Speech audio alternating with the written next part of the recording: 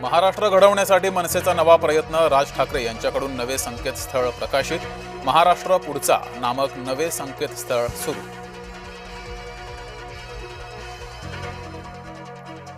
गृहमंत्री फडणवीसांवर राज ठाकरे यांचा निशाणा. महाराष्ट्राची कायदा सुव्यवस्था ढासळली आहे. अंमली पदार्थ अपहरण मुद्द्यावरून गृह विभागावर निशाणा.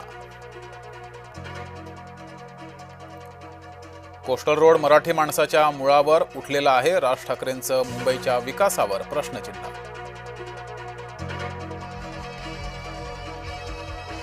राज ठाकरेंच्या निशाण्यावर फडणवीसांच्या विकासाच्या दाव्यावर राज ठाकरे यांचे सवाल. महाराष्ट्रावर 11 लाख कोटी कर्ज. महाराष्ट्रातील शहरं बकाल झाली आहेत. राज ठाकरे यांची टीका. देशाला करमणुकीमध्ये गुंतवलं आहे. मनसैनिकांना राज ठाकरेंचे आदेश. इंस्टाग्राम बघणं सोडा. राज ठाकरे यांचे मनसैनिकांना आदेश.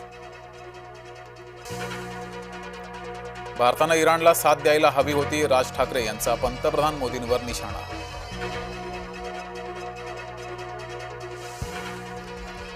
मनसेकडून फेरीवाला विरोधी मोहिमेवर टीका. बांगलादेशी फेरीवाल्यांना मोदींनी कर्ज का दिलं?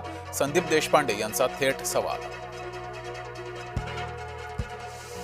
पवईमध्ये चावट अमराठी तरुणाला चोपलं. मराठी तरुणीला अश्लील मेसेज पाठवल्यानं संताप. अशोक खरात प्रकरणामध्ये कारवाई. मुख्यमंत्र्यांच्या आदेशानं. फडणवीसांनी 2 आठवड्यांपूर्वीच दिले होते कारवाईचे आदेश. विश्वसनीय सूत्रांची जय महाराष्ट्राला माहिती. खरातचे लागेबांधे दूरवर असल्यानं मुख्यमंत्र्यांनी सखोल चौकशी करावी.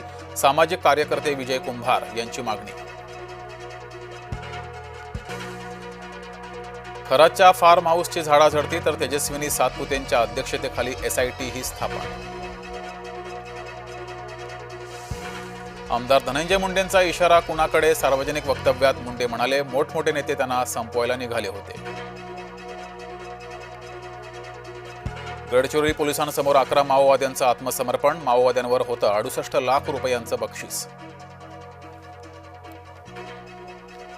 ऍसिड हल्लेखोराला तुम्ही पाहिलत का? संगमनेर पोलिसांचं आवाहन. हल्लेखोरांचे पोलिसांनी केले रेखाचित्र प्रसिद्ध.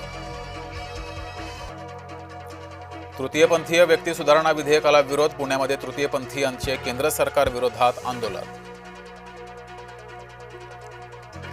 संभाजीनगर जिल्ह्याला रात्रीतून मुसळधार पावसानं झोडपलं. वादळी वाऱ्यासह गारपिटीमुळे काढणीला आलेली पिकं गेली वाया. अवकाळी आणि गारपिटीचा शेतीला फटका. हिंगोलीमध्ये गहू, ज्वारी, हरभरा पिकांचं मोठ्या प्रमाणात नुकसान. सरकारनं नुकसानीचा पंचनामा करण्याची शेतकऱ्यांची मागणी. नूतन वर्षाच्या सर्वत्र दणक्यात स्वागत. राज्यभरात गुढीपाडव्याचा उत्साह. ठिकठिकाणी भव्य शोभायात्रांचं आयोजन. गुढीपाडव्यानिमित्त विठ्ठल मंदिरामध्ये आकर्षक फुलांची सजावट. मंदिर आणि परिसरात भाविकांची मांदियाळी.